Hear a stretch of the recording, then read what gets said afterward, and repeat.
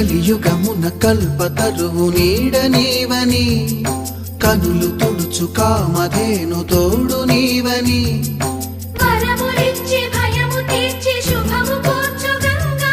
నిను కొలిచిన చాలు నమ్మ సకల లోక పావని భూమిని తడిపి దివిగా మలచి సుడులు తిరుగు శుభగాత్రి గంగోత్రి